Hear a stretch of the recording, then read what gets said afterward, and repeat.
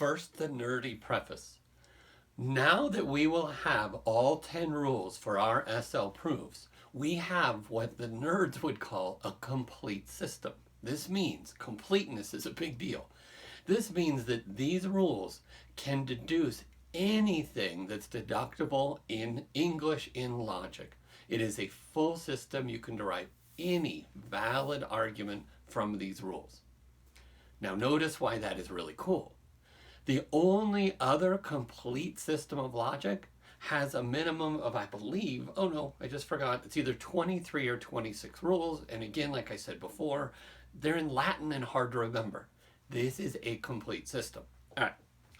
So we are now ready, I trust you, to deal with the rules that require assumptions to be made. If you remember nothing else about this video right now, remember this. We do not just assume when we need something. We only assume because a rule tells you to. Let me put that another way. We will make assumptions when we know we're using a rule that requires one. Use an assumption when a rule tells you to, not because you want to make an assumption. So the rule will tell you when to assume something, and you are simply obeying the rule. Wait, what am I thinking? I need some corny repetition or slogan. All right, let's try this. Repeat after me. I will only assume when a rule tells me to. Repeat.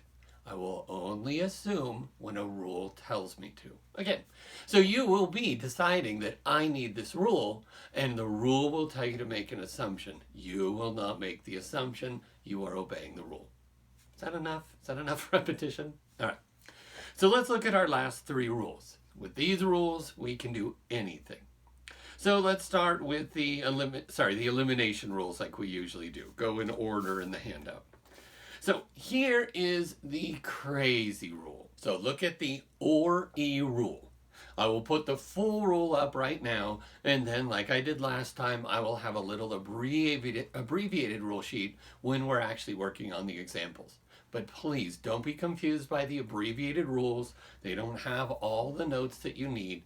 So for instance, please keep in mind, when we are looking at the right column and it has a little example proof, notice in the rule sheet, it gives you a bunch of little rules in brackets. It tells you this is a previous line in your proof. So don't mistake that for meaning as soon as I have line 1 in these little proofs, I can write all those other lines. No, it is only the last line that the rule allows you to assert. The other lines in these little mini proofs have to be derived elsewhere or must be premises or some previous line in your proof. All right. So look at the or-e rule. Let me read first the example it gives. I know that Jeff is either a nerd or a Trekkie, or say a nerd or a dork. Now, if you know that, he is one thing or the other. What does that mean? Well, an or is only false if both sides are false. So an or is true when either side is true. But we don't know which one. So look at the move. If we know that Jeff is either a nerd or a Trekkie, then if we assume he's a nerd, we know he's pathetic. If on the other side of the or I assume he's a Trekkie, that would make him pathetic. So notice, that would mean we know he's pathetic no matter which side of the or turns out to be true. So we assume one side is true, see what follows, assume the other side is true, and see if that same thing follows. Notice, we are using the or to assert some other thing, usually a third thing not included in the or.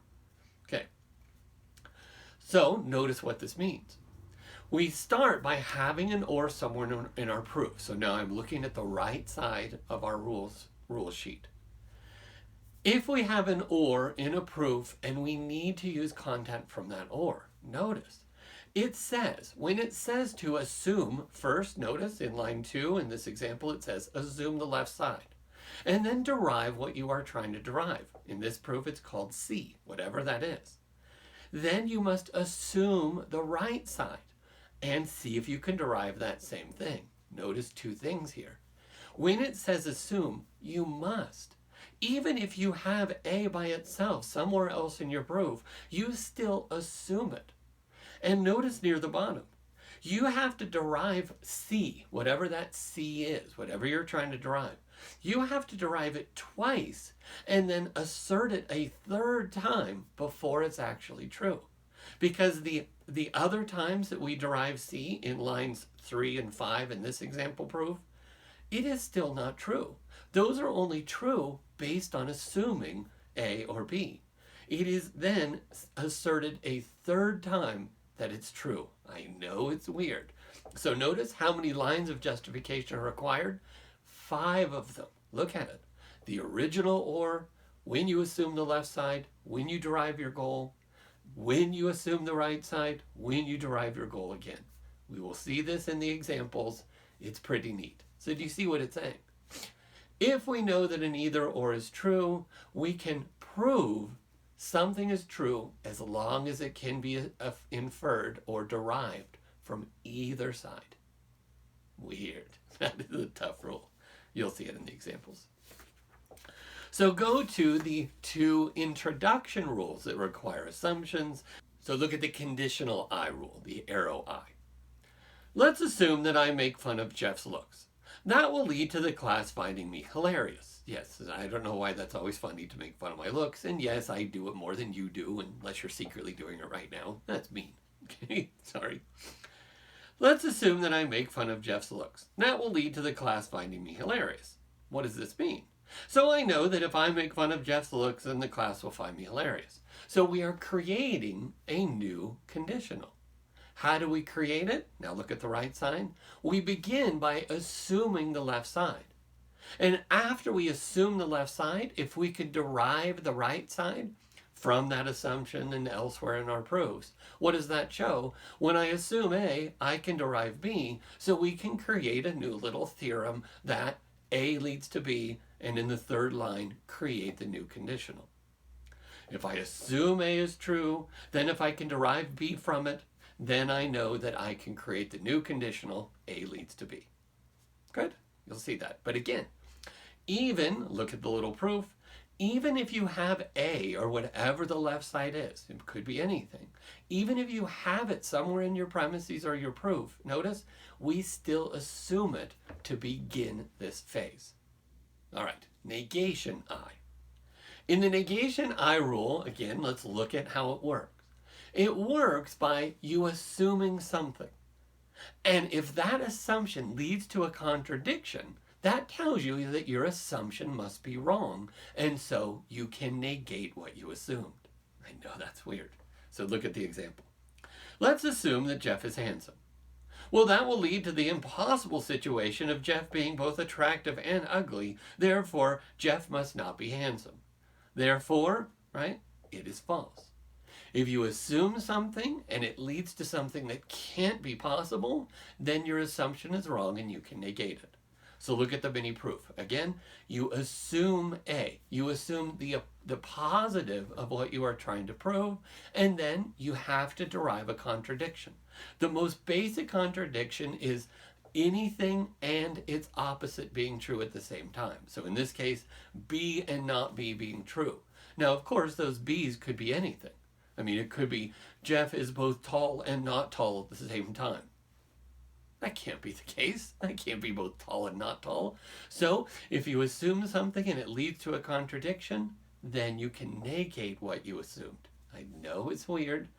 By the way, if you're a really big nerd, this is called in philosophy a reductio ad absurdum.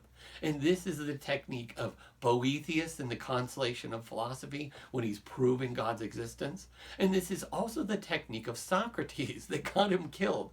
What would Socrates do? He would go up to people, ask them their opinion about justice or beauty or whatever, and then he would show them that their ideas lead to a contradiction, and so they must be stupid idiots and wrong. It's brilliant. All right, so we'll see this.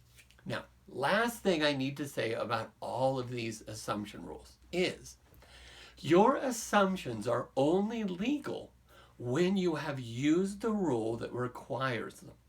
So in all three of these techniques, it tells you to assume something. Yes. Well, that assumption is not justified until you finish it by using the rule. Now, there is a terrible, immature word for this. It is called discharging the assumption. I know discharge is your goal of your day and every night you go out. Sorry, yes. But that's the idea. So that is memorable. You only can use an assumption if it will be discharged by using one of these three rules that requires it. We will see that in our proofs. Now, let me finish by reminding you again, our most cardinal rule, what is it? I will only assume something when a rule tells me to. I will only assume something when a rule tells me to. All right, we're ready.